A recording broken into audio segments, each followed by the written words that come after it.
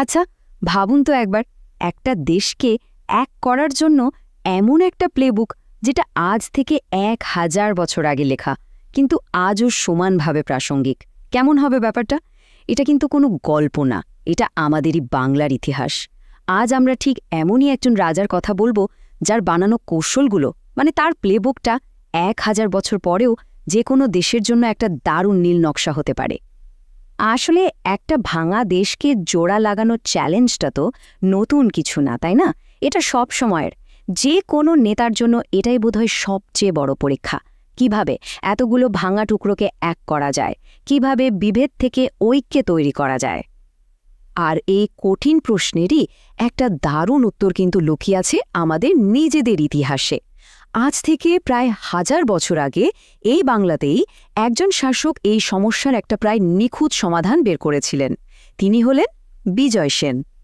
তো চলুন এক লাফে চলে যাই সেই সময়ে, একাদশ শতাব্দীর বাংলা।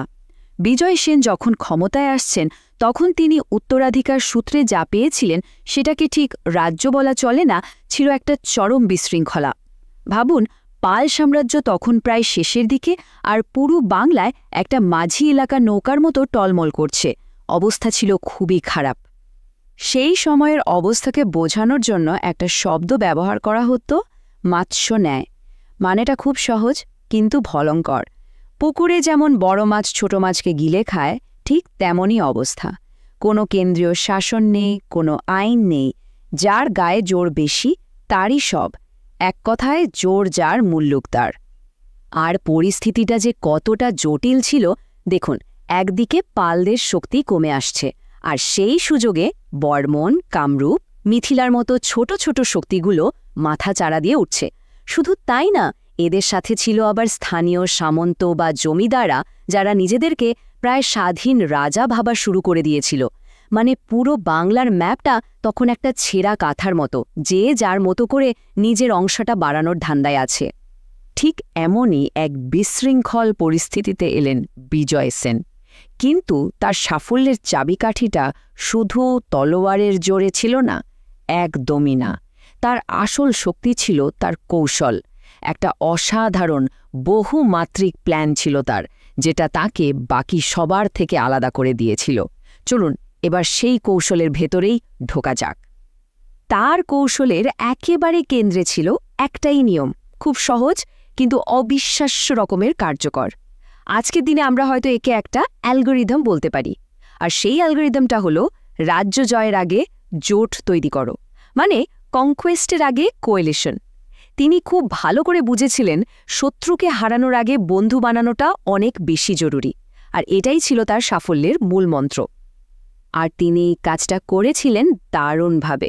যেমন ধরুন, তিনি প্রথমে বিয়ে করলেন শক্তিশালী সুর বংশে। এতে কি হলো, একসাথে অনেক সম্পদ আর সমর্থক পেয়ে গেলেন। এরপর অ্যালায়েন্স করলেন উড়িষ্যার পরাক্রমশালী রাজা অনন্তবর্মন চোরগঙ্গের সাথে। ব্যাস, দক্ষিণ দিকটা একদম সুরক্ষিত। এর মানে হলো, তিনি যখন অন্যদিকে মনোযোগ দেবেন, তখন পেছন থেকে আক্রমণের কোনো ভয়ই রইল না। কি অসাধারণ স্ট্র্যাটেজিক মুভ, তাই না? প্রত্যেকটা চাল ছিল একেবারে মাপা। এবার একটু টাইমলাইনটার দিকে তাকানো যাক।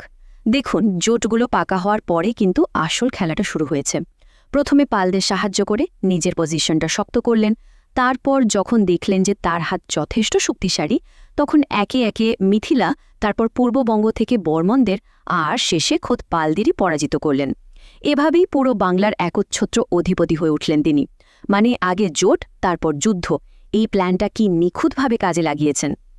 তার চিন্তাভাবনা যে কতটা গভীর ছিল, সেটা এই একটা কথাতেই পরিষ্কার হয়ে যায়। দেওপাড়া প্রশস্তিতে লেখা আছে, যে মানুষ সহনশীলতা দিয়ে, ধর্ম দিয়ে আর বিয়ের সম্পর্ক দিয়ে সীমানা তৈরি করে, সে শুধু পৃথিবী নয়, সময়কেও শাসন করে। ভাবা যায়?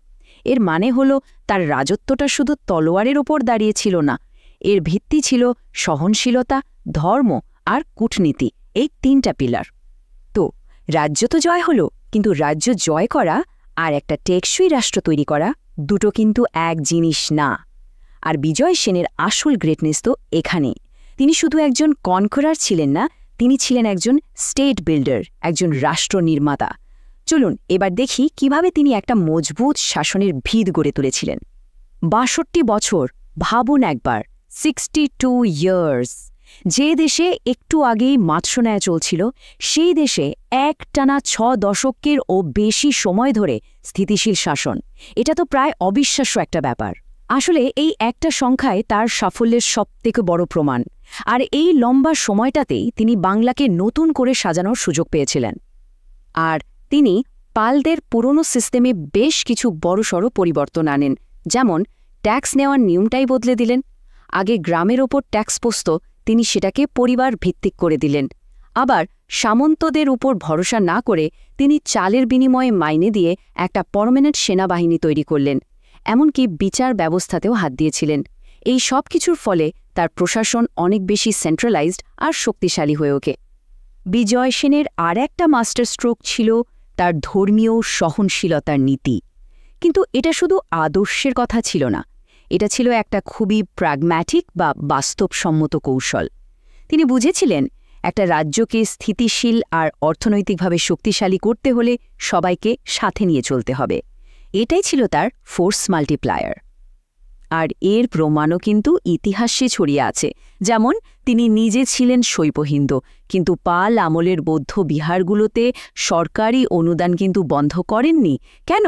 কারণ তিনি জানতেন ওই বিহারগুলোকে কেন্দ্র করে যে রেশম শিল্প গড়ে উঠেছিল সেটা রাজ্যের অর্থনীতির জন্য কতটা দরকারি। ঠিক একইভাবে জৈন বণিকদের বা মুসলিম ব্যবসায়ীদেরও তিনি ব্যবসা করার সব রকম সুযোগ করে দিয়েছিলেন। ফলে কি হলো? রাজ্যের সব গুরুত্বপূর্ণ অর্থনৈতিক গোষ্ঠীগুলো তার শাসনের সমর্থক হয়ে উঠল। এতক্ষণ তো আমরা ইতিহাস নিয়ে কথা বললাম, কিন্তু আসল প্রশ্নটা হলো 1000 বছর আগের এই রাজার প্লেবুক থেকে আজকের দিনে আমরা কি শিখতে পারি? বিশেষ করে আজকের বাংলাদেশের জন্য এই শিক্ষাগুলো কি আদৌ প্রাসঙ্গিক? চলুন এবার সেই কানেকশনটা খোঁজার চেষ্টা করা যাক। দেখুন, বিজয় সেনের কৌশলগুলো কিন্তু অবাক করার মতো করে আজকের বাংলাদেশের অনেক চ্যালেঞ্জের সাথে মিলে যায়। যেমন ধরুন, আজকের এই পোলারাইজড পলিটিক্সের যুগে তিনি নিজে শৈব হয়েও যেভাবে বৌদ্ধদের ফান্ডিং করেছেন, সেটা আমাদের শেখায় কিভাবে রাষ্ট্রীয় সুযোগ সুবিধাগুলোকে নিউট্রাল রাখা যায়। আবার একটা দেশের উপর নির্ভর না করে তিনি যেভাবে বিভিন্ন শক্তির মধ্যে ব্যালেন্স করেছিলেন, সেটা আজকের ফরেন পলিসির জন্য একটা বড় শিক্ষা। শুধু তাই নয়, ক্লাইমেট চেঞ্জ, ব্রেইন ড্রেন, এরকম প্রত্যেকটা সমস্যার ক্ষেত্রেই তার মডেল থেকে আমরা আধুনিক পলিসি তৈরির সূত্র খুঁজে পেতে পারি। শেষ পর্যন্ত পুরো আলোচনাটা আমাদের একটা খুব সহজ কিন্তু জরুরি প্রশ্নের সামনে এনে দাঁড় করায়। ইতিহাস আমাদের হাতে একটা রেডিমেড প্লেবুক তুলে দিয়েছে। সেখান থেকে শেখার আছে, অনুপ্রেরণা নেওয়ার আছে। আসল প্রশ্নটা হলো, আমরা কি সেই প্লেবুকের পাতাগুলো উল্টে দেখতে আদৌ রাজি আছি?